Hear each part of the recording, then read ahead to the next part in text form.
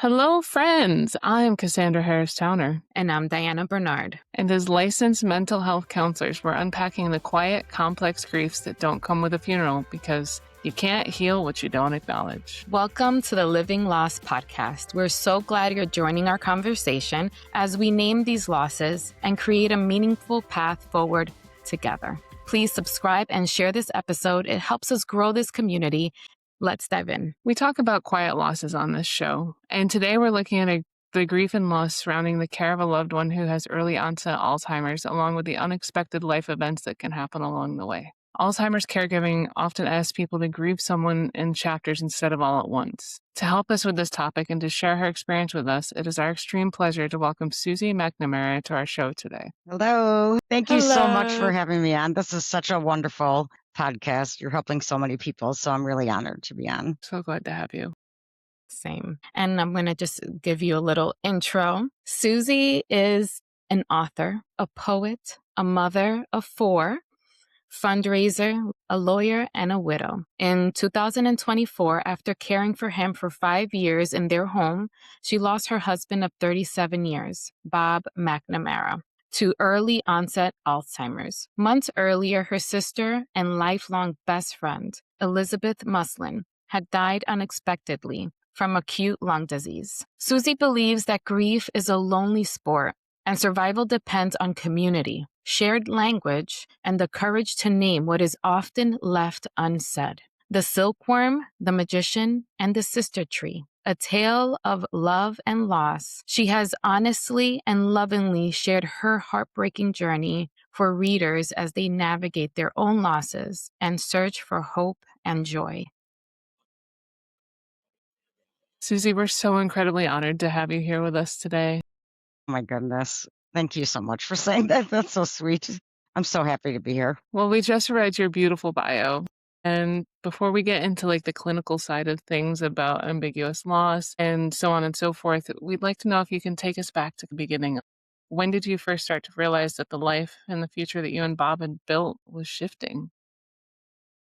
So about 5 years before Bob was diagnosed, he lost his sister very tragically. His sister was a writer and died very suddenly. And then he was overcome with depression to the point where he was a litigator and he was trying a very big case. And he basically just fell apart in the middle of the trial and was hospitalized. And he was diagnosed with clinical depression at that time. The doctors believe that was the beginning of his illness because it often presents early on with depression, with acute depression like that. I know, yeah.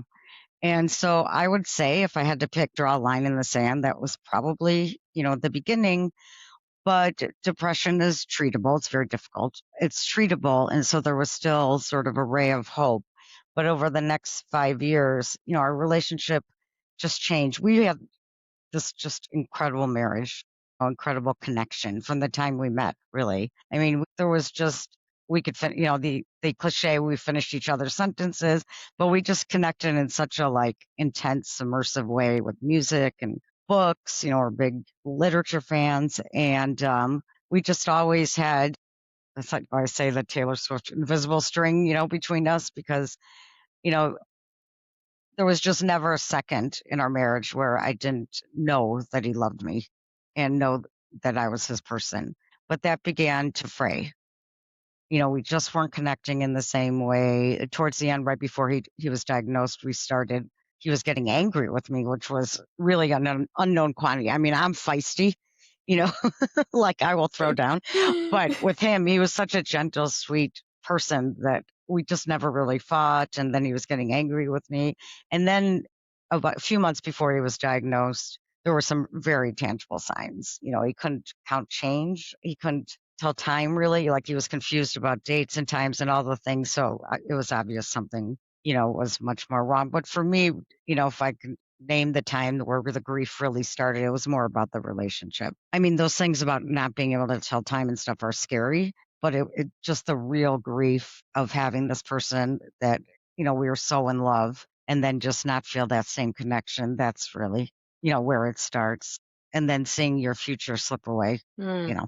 and then when Oh, go ahead, No, please. no, no, I was just thinking about, like, the future that you'd planned because we have these ideas, we have these thoughts, these things that we expect to have happen, and then suddenly it doesn't Right. look that way anymore. I mean, my life was just built around him, and our lives were built around each other. And so it's just to think of even a day in our lives not together was just unfathomable.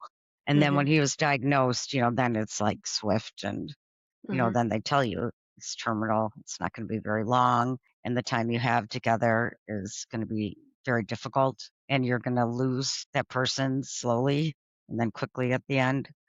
Um, yeah, that's a pretty stark feeling of grief, pretty stark. And that's the thing you can't just pretend it's not there from that point on. No, it changes everything. Hmm. We talk about different types of grief on the podcast, and one of them is ambiguous loss. And I'm going to reiterate the definition that could sound very generic, but I want you to define it how it presented to you, right? So, ambiguous loss is a profound form of grief where the person is physically present, but psychologically or relationally changing. We may think they're here, but they're not fully here in the way we knew them. How did this type of loss present for you? Well, I think that it's very destabilizing because you are grieving the loss of the person that you knew, which is very real. But that person is sitting right there and he needs you. He really needs you, then to take care of him. And so I just think it's very difficult to process. First of all, you're not really given the luxury, if you can call it that, of processing grief in any kind of healthy way because you're taking care of him. But also, I think you feel like disloyal to that Mm, person to grieve them when they're sitting right there. You feel very selfish grieving them when, I think there's a little bit of survivor's guilt even mixed in because you're healthy and you're going to live, hopefully a long life, and this person is dying, and is very sick. And so, I think there's guilt mixed up with that. I think that there's, feelings of disloyalty. I think, your sense of identity changes because, which is very much mixed up with that too, because, I was no longer his wife. We are no longer partners. mm, All of a sudden I'm the caregiver. So you're grieving that part too. And I think, when you lose, like I really noticed a difference when my sister died. People in the outside world know how to handle that kind of grief, know the things to say, there are certain rituals. But when your husband, for you, you've lost so much of him already, and the relationship that you had is gone. That is gone. You don't get the kind of support from the outside world too. And you don't have those same rituals even in your own home. Like when Bob died or when my sister died, you tell those stories that are so comforting. You can laugh because, you tell a funny story about them or you tell some amazing story when they were just incredible. And that's very comforting.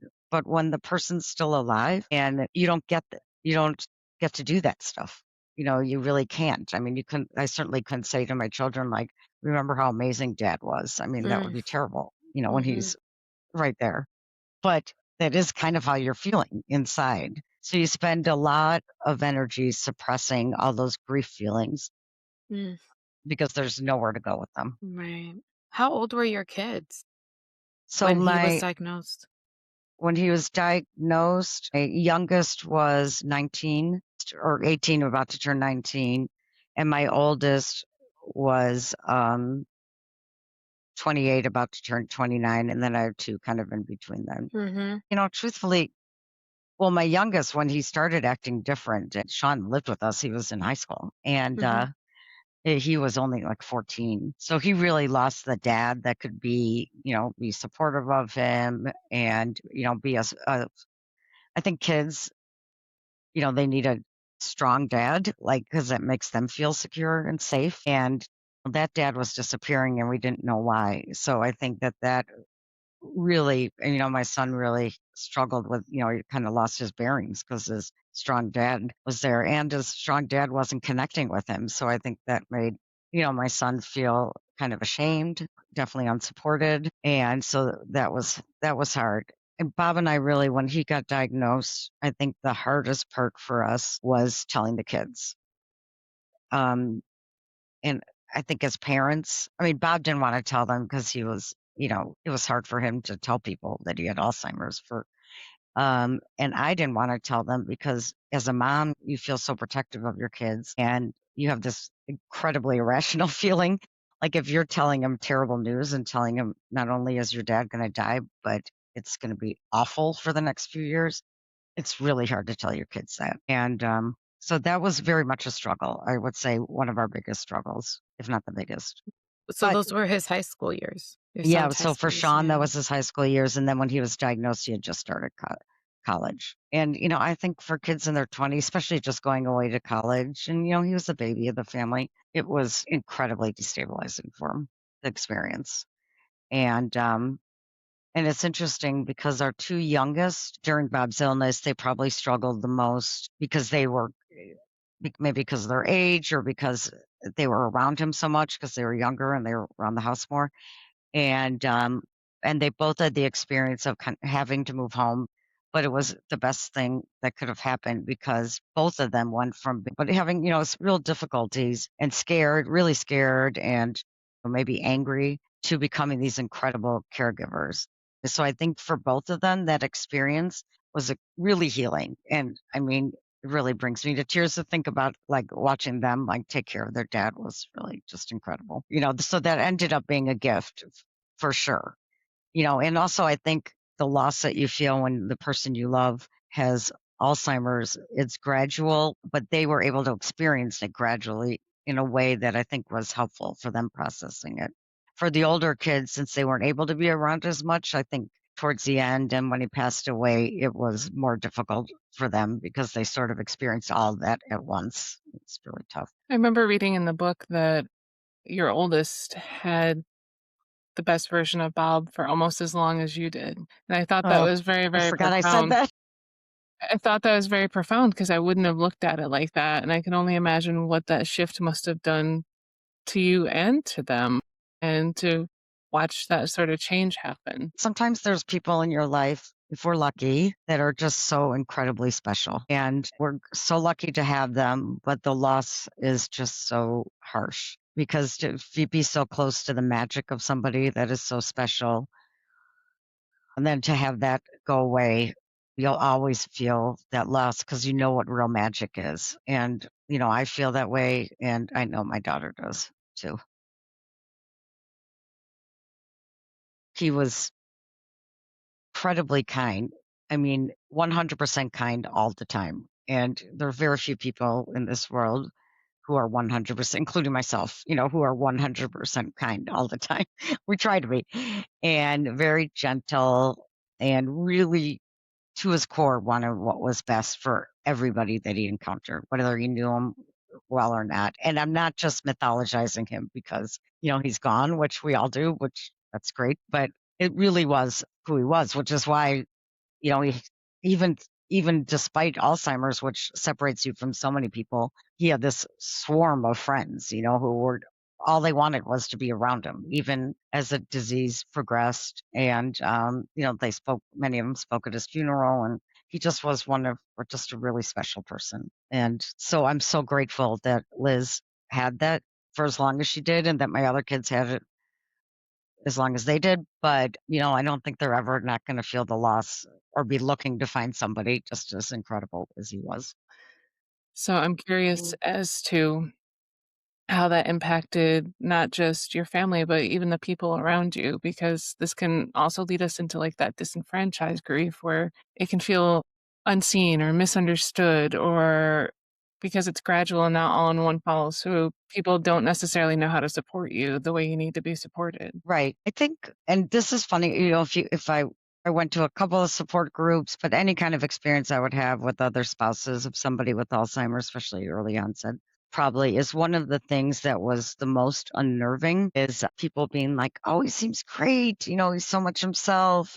And first of all, I think they're self-soothing, which I totally appreciate, because they love him and they want to find pieces of him and, where he is at that point. But it could feel very, very unsupportive and it makes you feel very lonely. when people were like, "Oh, he's still so much. You still have him, and he's still funny, and he's still that," and they really truly are only saying it to be nice. So not a criticism to them at all. But that feels very, very, very lonely. I remember I was talking to one of his guy friends early on, and he was like, "Oh, I still see so much of him there. There's still something there." And he's like, "Don't you see it?" And I said, all I feel right now is like, who's going to talk to me about Yates? Like, he can't do that anymore. And I know that seems maybe trivial, but to me, it's like every day I would wake up and be like, what part of Bob is going to be gone, you know? And there's a little bit of up and down, but my experience really was more if in the beginning, we'd be out with friends and he would start to tell a story and he couldn't finish. His verbal processing was affected by the disease, but I could finish it for him because we had all these shared memories, or, I'd heard his story so many times that I knew them. And I just love that just that moment meant so much to me when he'd start a story and he'd look at me and then I'd finish it and then he would just beam, because he felt like he was telling a great story. And then also, just the fact that he had somebody who could help him and shared those memories with him. And that connection to me, that feeling of being so married, so connected still, that meant everything. And I remember the day when that was gone. And it could seem like such a small, I'm going to make myself cry, but I do remember the day that was gone. Like, I just all of a sudden couldn't understand what he was trying to say. There's a few moments that of loss that really get to me, and that's one of them. Every relationship, every marriage has its own specialness. And there are things between us and our partners or anybody that we love in our life that is special, that is unique just to those two people. And it's just such a tragedy when that goes away. And whether it's swift with the sudden death, which is so awful, or, little by little, like tortuous, like it is with Alzheimer's, all the little things that make up that bond between two people just being chipped away at. It's just really torture is the best way to describe it. It is. Because once it's gone, that's what's keeping you feeling like a wife still, feeling connected. And once it's gone, it's just gone. So You've touched on the caregiving side of it a little bit, and I was just wondering if you could give us a little bit more of an idea of what that caregiver burden and the emotional exhaustion that goes along with that really did for you and for your family, because it was a complete shift in everything that you knew. It was a complete change, mhm. and every single side of the relationship was altered. And you were working during this time as well? Yes, which, was I mean, people are like, "Oh, it must be so nice to go to work and get away from it." And truthfully, I wish I had that time back. But we were in a financial situation. I mean, there's absolutely no way I could have not worked. And look, during COVID, I worked from home for a year, and that was amazing. And then even when I was back full time, there was a few days a week at home, so that was really good. Um, And I think that does speak to the feeling of being a caregiver. When you're a mom and all of a sudden there's just a constant feeling of worry about your kid. You always have to know where they are, how they're doing. I mean, that's maternal. We're supposed to be like that. And you have that same feeling as a caregiver is, just that kind of, that slight guilt if you're not with them, but always the constant worry. No part of your life, once you become a spouse caregiver, living with somebody that you're caring for, your life is completely changed. There really isn't a second in a day where you're not worried about that person or physically exhausted, emotionally exhausted. And there's just this constant, it's your husband, and he was such an amazing protector and he always took care of me emotionally too. That changes right away. And so not only do you have this huge situation that you have to take care of 24 hours a day, but then the one person who would really support you isn't able to do that anymore. And even nighttime, we slept in the same bed, married. And, even I still don't sleep well because the main source of my worry was sleeping right next to me. And the person that you would talk through all the problems every day as a caregiver, there's one new problem and 10 problems that you haven't solved yet. and so, but Bob was the person that I would talk through it when and come to solutions with him. And then it was really just me trying to figure out, and to be fair, that actually is somewhat of an exaggeration because I did have his friends who I could talk through problems, which was great. But Bob was a constant person every day, all day long. And the problems were serious, very serious, both emotionally, physically, financially.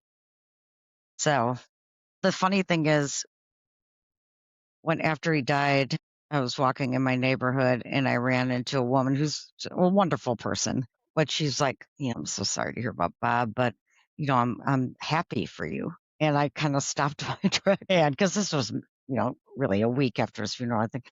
And I stopped in my tracks and I just went, because I built up a pretty thick skin. So when people would say bizarre things, like, which always happens no matter what you're going through, I was pretty good about just realizing they're nervous, it's coming from a good place, all that, but that I couldn't.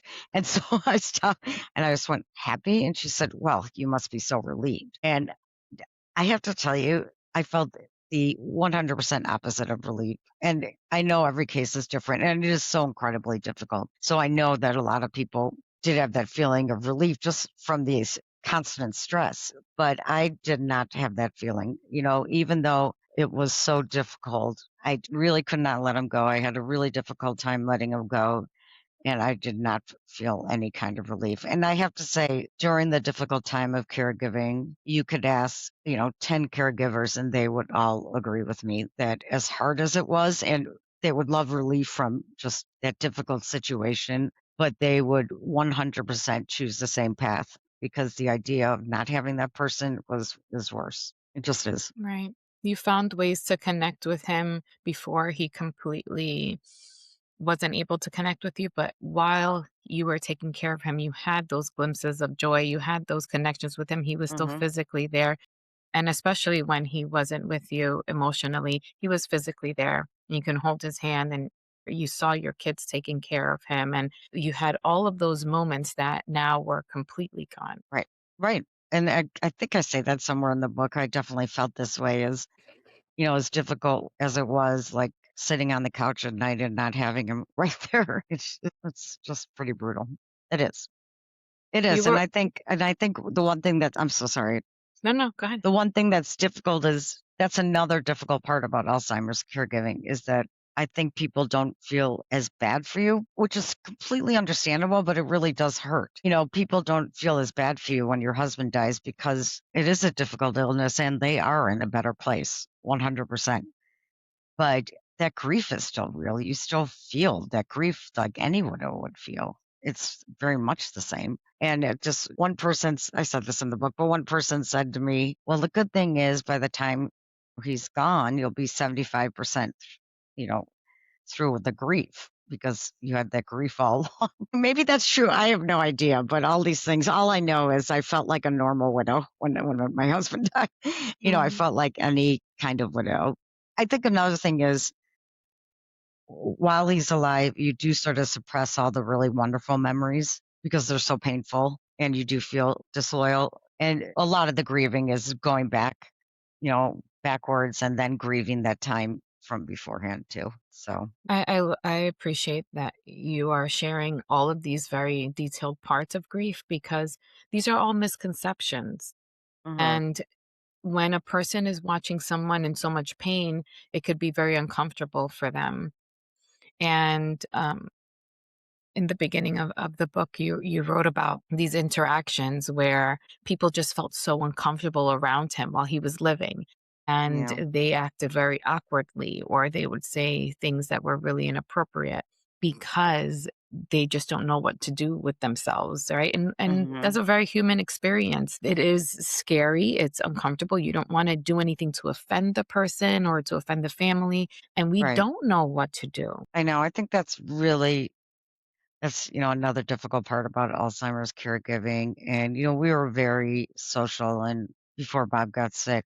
And he was very witty and funny and charming. And then after he got sick, and he was still funny, like in a different way, maybe, but I just so many times, because he looked this, very handsome and all that until maybe like a month before he died. And so, a man would go up to him like a friend, a man would, and they would ask me like, what's going on? And I'd tell them, and some of it was sort of hard to hear. I'm sure it was very hard to hear. And so they would sort of back away from me or whatever, because it was just very difficult for them to hear. But all of that is it's very isolating Very. because you really do need to talk about these things when you're out of the house just to process them. Mm-hmm. And I think over time, that's one piece of advice. You just have to really find the people that can hear what you have to say Mm-hmm.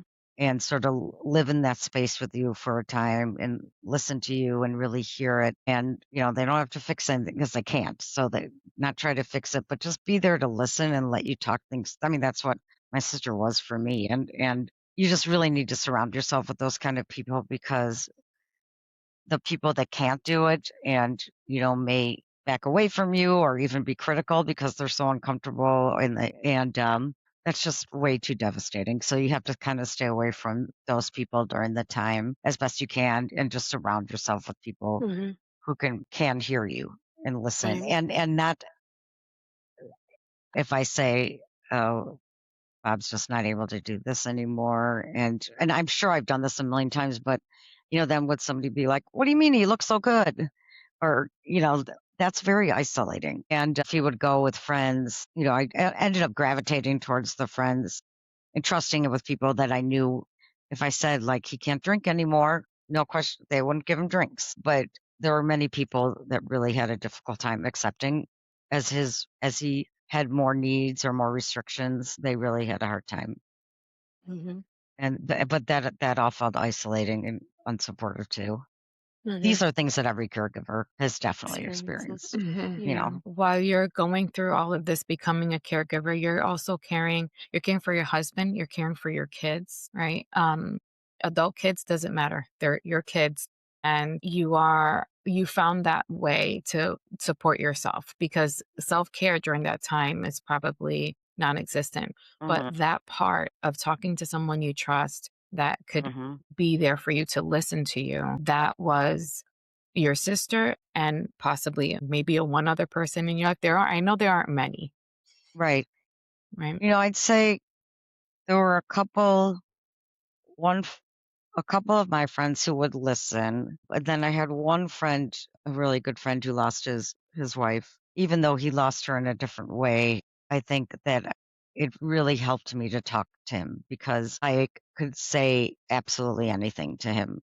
You know, even the most sad, the most painful, even angry, or just kind of brutal details or whatever. First of all, he wouldn't tell me something wasn't. So, for example, I guess this one example is when he ended up having to be in hospice, which I'm sure probably almost everyone goes through this feeling is even though, it's the facts are as clear as day, but it's very difficult to accept the fact that your loved one is going to hospice. And part of why we had hospice in the home, but part of why that's so difficult is you feel like a failure. And even as completely irrational as that is, you feel like a failure because your job is to take care of them. And a lot of people are relying on you to do that. Your kids are relying on you to do that.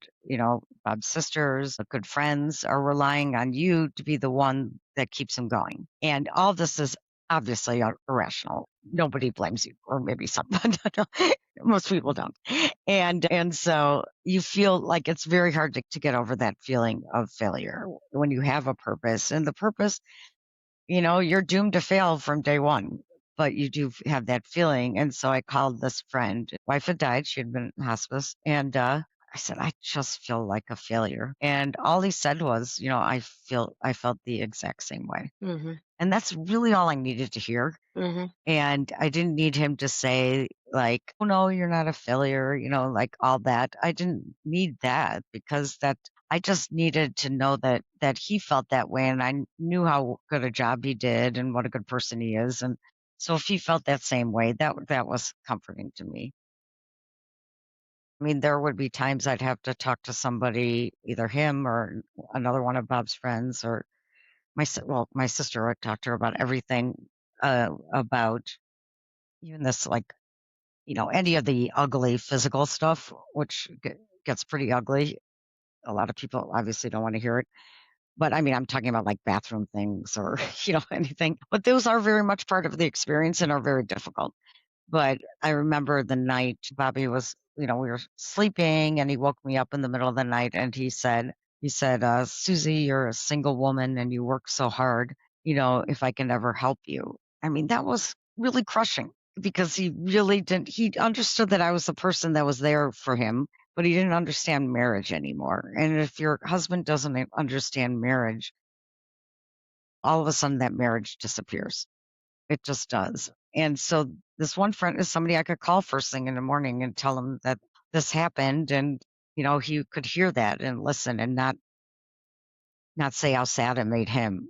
And I'm sure it made him very sad, because it was a really close friend. So I think you just need to combat the feeling of loneliness that losing your spouse or whoever you're very close to, and especially somebody you're caring for, to combat that feeling of loneliness, you really need somebody who can listen to you and hear you because anything short of that makes you feel even more low. So I guess that's another piece of advice. If you're lucky enough to find one or two people, that's all you need. That was another piece of advice he gave me too, was, your circle is going to get very small and that's okay because you need to just have a few people, 2 or 3 people, 1 or 2 people that you can talk to, and that's all you need. And if you keep relying on other people outside of that small circle for validation, for companionship, every time you rely on one of those people that aren't able to do it, which no fault of their own, they're just not able to do it, then that will make you feel more lonely and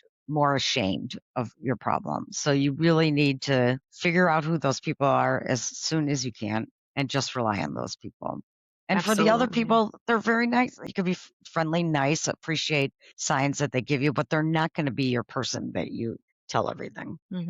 Right. You need those people that can listen to you, and then those that have gone through something similar that you don't have to say even much about it because they know. They can tell you, yes, that makes sense. I went through the same thing. They can relate to you. And then there's this other part where you're so much to so many people. And there's a part of your story where your sister felt like she needed you but couldn't Yeah. come to you, and how Yeah. expansive our capacity is and our capacity for love, because your sister was someone you deeply loved. And there's a part of your book where you said, like, she was born when you were 3. I'm like, how does she remember when she was 3? But like, you said it in a way that it was so impactful that you were like, she's for me. And like, you had this strong Yeah. bond with her from the beginning. And I could imagine her seeing you go through this was very painful for her. And she didn't want to put something more on you, right? Right. I know. Well, So, that's who she was. And she loved Bob too. So she was experiencing her own grief in that. But yeah, she very much, because she knew better than anyone how difficult it was to care for him and how much loss I was feeling about, about that. And then she really did not want to burden me. But then, I was so grateful still that there was a one day when it dawned on me that she needed me to tell her that I would be there for her because I think because of everything with Bob and just because it was so horrifying, the thought of it, it really took me longer than it should have to process the fact that she was going to die or that it was possible. And she did really try to hide it, but I mean, the signs were there and I just really was in denial, as my dad used to accuse me of being all the time, but I very much was in denial on that one. And when I finally could see the dark circles under her eyes and hear the fear in her voice and realize that she was keeping things. I'm so grateful that I did have that moment of clarity and could call her and talk to her, because if I'd never said, that she could rely, if I'd never said that to her, I mean, one more crushing thing about the whole experience. But, you know, I, if Bob wasn't so sick, I could have gone up there.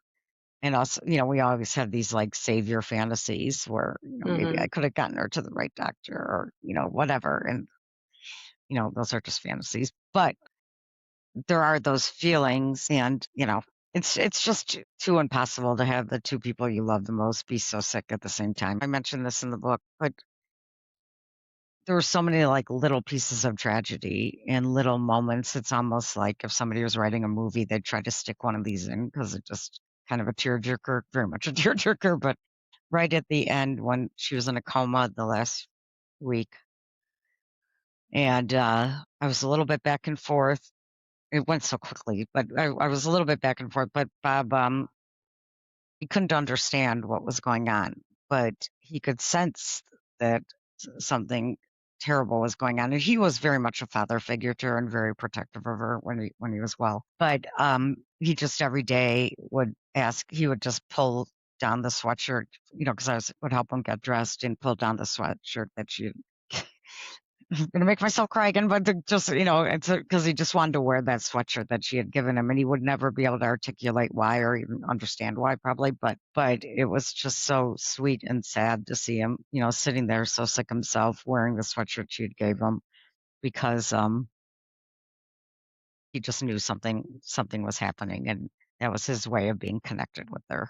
But yeah, that's what, once again, those feelings of failure. I think that it must be just so much part of the caregiver, or just more loss experience, is feelings of failure and shame that you Right. couldn't save the person that you love, especially as people, all of us are used to being the people that take care of other people, and that's who our identity is. And, I failed irrationally, but I did fail because I wasn't able to save the two people I love the most, which is very much a part of the grief experience, that feeling. Absolutely. And within that part where you were able to tell your sister, "Hey, I'm still here for you," there was Yeah. so much relief for her, Yeah. and it opened up that connection again for you both. And I could imagine how, like you were saying, and thinking back on it, that wouldn't have happened, how horrible it would have felt for you. Right. And it's just like you were saying about a movie where they just put in another thing, just throw another thing to this character. I can imagine that you weren't in denial, yes, but there wasn't a capability in your brain to take in, my sister is also sick. Couldn't take that all in. How was it for you in those beginning early days when you were taking that walk and that you saw that lady, or just a week after, you lost your sister, now your husband? How were those first few weeks and months for you? I remember the moment she died, or that day that she died, and it was such a rush of feeling. My daughter Liz came up with me, which was amazing of her, and just that that feeling of really not knowing how to feel is the best way I could describe that, because she was the person that I processed. On the one hand, I really wanted to be her protector. So that entire day that she was dying, the only thing I could think of was to sing songs that our father and mother had sung to us when we were going to bed, like, because she was in a coma, and so there wasn't any interchange. And so I started singing to her, and I mean, it was such a maybe silly thing to do because it wasn't really, but really was. I don't know, but it was just like the only thing I could think of to do, because I really didn't know. Like, if it when it she had been alive when Bob was dying, I would have been on the phone with her the entire day, talking through, like, processing my feelings through talking, to her, like, strategizing. I would have been able to let go of him in a more healthy way, probably, because I would have been talking through that with her. And if Bob was healthy when she was dying, I could have processed that in a more healthy way, because I would have been talking to him, helping me to process that. But, neither was the case. And so when she died, I mean, I first of all didn't know how to feel, because I would have been talking to her or to Bob about how to feel about it. I also had this feeling of really pushing away any feelings of grief, because, first of all, I'm not sure I thought this just occurred to me, to be honest, but I'm not sure I really felt like I deserved to be feeling those feelings of grief, to like languish in those feelings of grief, because, I felt terrible, like I hadn't saved her. Mm. And that must be something that people feel when they're grieving. And also I had my husband who I was supposed to be taking care of. And I was failing at that too. So I really tried to push down all those feelings. When I was at the tree that we dedicated to my sister, and I couldn't look at the plaque. I literally couldn't look at it. I'd like look around and everything because I just could not face the fact that she was dead.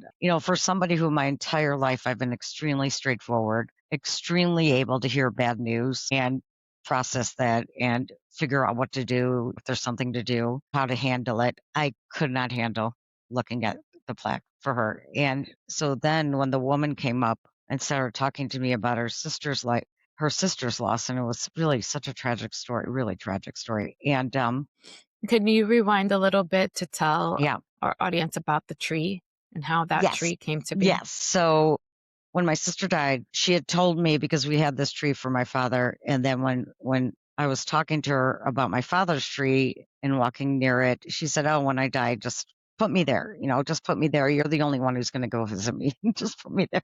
So not true. I mean, there were several ex-boyfriends who showed up at her funeral, and they were all sobbing. And so very popular, very loved. But anyway, so when she died, and I was at a complete loss, and I knew that was the one thing I knew to do was to dedicate that tree to my sister. So work that out. So the tree was dedicated to her. I picked a favorite song of ours from our childhood and put it on the plaque. And, I walked to that tree every day after she died, every single day. And there was maybe 2 months in, and I walked up to the plaque and to the tree, and a woman came up to me. It was a Sunday morning, really early. And she came up to me and she said, "I am so glad to see you because I come here every day, and, it looks like this woman was pretty young. And, I was just wondering what the story was." And so I said, "Well, this is my sister. She just died a few months ago." And she's like, "Yeah, my sister just died too." And it was like something within me pushed through all those feelings of failure and grief, and it gave me something to do. you know, Here was this woman who was grieving, and I was like, "Oh my gosh, that is so." It's because it was very, very sad. I said, "Just bring something for your sister, like flowers or something, a stone, anything. Bring it, and we can make this tree for your sister too." And that just, first of all, it made me feel like Lizzo because she was so kind and generous. Hmm. I just would love to be like her in every possible way. And also, it just gave maybe a little bit of purpose to me, like I can maybe help this woman with her loss.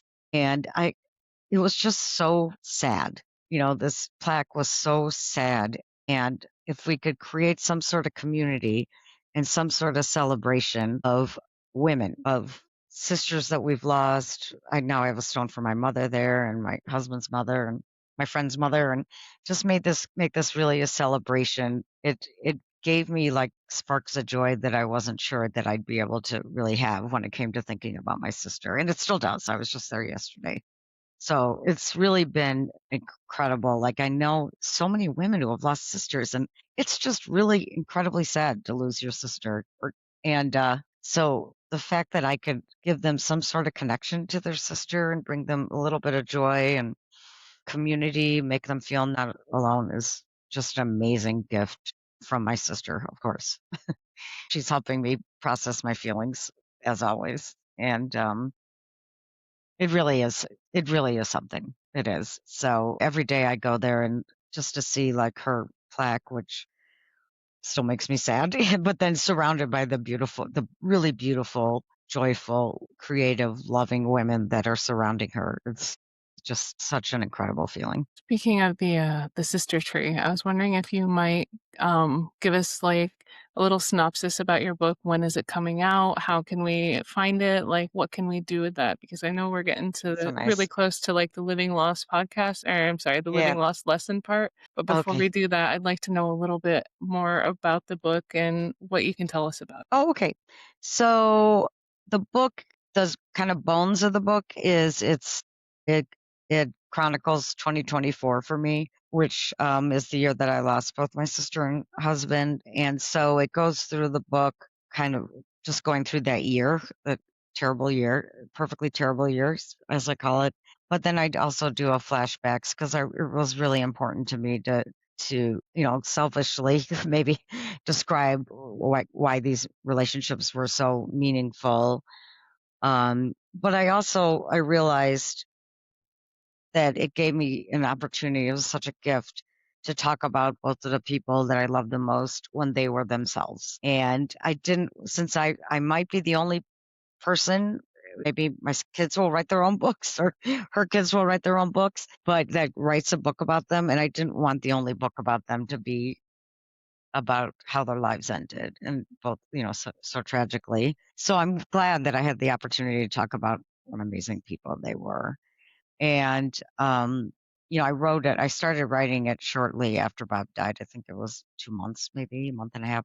And so the parts of the book where I describe his death are pretty vivid because they literally had just happened. And I am especially glad that I was able to go back and talk about the joyful times. I think it really helped me, like writing the joyful chapters, because it brought that back to me too after, such a difficult time. But so the book is going to be released June 2nd. So that's exciting. And it'll be on Amazon and Barnes and Noble and a couple other places too. So, I mean, I guess when I started writing the book, I really just probably there was like a cathartic feeling of telling the story. But I think I mainly, because I did feel it's such a lonely experience, both losing somebody, grief is very lonely, and caring for somebody with Alzheimer's is incredibly lonely. So it makes me feel like I'm doing what I'm supposed to be doing if I'm trying to do something. It helps me because when I'm not doing anything, then all those feelings of loss and failure or whatever it is start seeping back in. So for me, telling my story is a way for me to work through that and help other people. I hope. I mean, I think some people who are spouse caregivers with early onset, which is pretty unique experience, not as unique as we wish it was, but they've said like when they read even just like the excerpts, it's like they could have written that. And to me, honestly, that's the best compliment that I could receive, so that it feels authentic to them. So Thank yeah, you. I mean, it's sad that there are definitely, I had to reread the book before, submitting it for publication. And I was like, wow, this book is sad. Even though when it's your own life, you don't have that objective look like, boy, that's really sad. Reading it, I'm like, this is sad, but there are some, hopefully some moments of joy, but also just real deep connection. And I mean, that's to me, God's greatest gift is just that connection with another human being, just that real connection. I was so lucky to have that with two people, so incredibly lucky. And I think hopefully you get that feeling when you read the book. I definitely have. I have been already touched by the book. So I cannot Oh my wait gosh. to finish reading it. But I think that your honesty is what makes this book so special, and the way you're able to tell this story, and it's so real there. And a lot of times when people are trying to be consoled for their loss, it's so fluffy and it feels out of touch. But when you're hearing it from someone who experienced it firsthand and so recently, you do feel like, oh no, this is it. And it's not too much. It is Good. right, I was because worried about that. when you're feeling it in real time, we feel like no one understands. Like you've said it many times, that it feels isolating, it feels lonely, and no one can understand what you're going through. So those words, that honesty, it's what's so touching to me. Oh, that's so, I mean, I really can't begin to tell you how much that means to me. I mean, it really does. So thank you. Thank you. Of course. And as we wrap up today's conversation, we're going to move on to our favorite part of the show, Living Lost Lessons. This is where we bridge together what we've talked about with tangible takeaways you can use right now. These lessons aren't about fixing the pain, but about finding a way to carry it. Sometimes it's a tool to practice, and other times it's reflecting on the meaning you built from a loss that you never asked for. It's the strength that you've gained even in the midst of the hard stuff. You have shared so much today, not only the parts that were hard, but the parts that held you through the journey while you were living it, while those early days of that living loss? What are some things that you have learned throughout this journey that our listeners could hold on to this week or during this time? So I've been thinking about this a lot. And if I could think of one thing that will be the most helpful is I guess two things. One, if you had somebody in your life that was so special and that you've lost that person, the fact that their life on this earth is over does not in any way take away from the relationship that you had and the love that you had and the love that they still have for you. And I think that that is very hard to internalize once they are physically gone from your life. But I'm getting to the point, it's been a year for my husband, a little bit more than a year, and 2 years for my sister. I am getting to the point where the shock of their loss is starting to wear off. Not those feelings of grief. I don't think those will ever go away, but really feeling how amazing it was or is to have that love that they felt for me and still having that. The physical loss of them, that can't be changed, but neither can the love that they have for you and really internalizing that. So you really feel that person within you.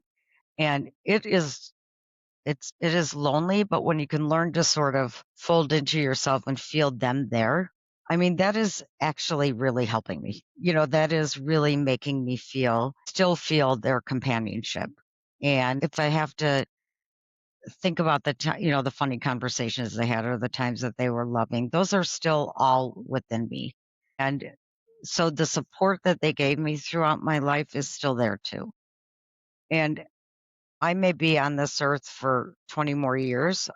I mean, the odds are against me with my family, but however long it is, those aren't going to be years without them because they actually will still be here. And that is actually really helping me. And it sounds like, maybe something you would just say to somebody who lost, but that Mhm. actually, those feelings are helping me. And I think the sooner you start relying on yourself and not looking to the outside world for validation and realizing that the people you love are within you. You can turn inside to you to find those people that you love.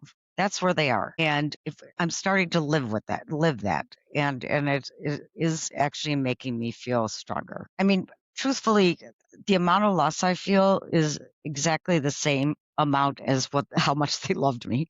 And because the love was so great, the loss is so great. Mhm. But if I can really start focusing on the love, um, and I am starting to do that, I could still feel the strength that I felt when they were physically in my life. So hopefully that's as best as I can say it. But, Well, that I think, resonates with that oh, good. Oh, I'm resonates. so glad. I think Good. that resonates with me, and I love to hear it the way you just said it, opposed to just remember the good times, remember the memories.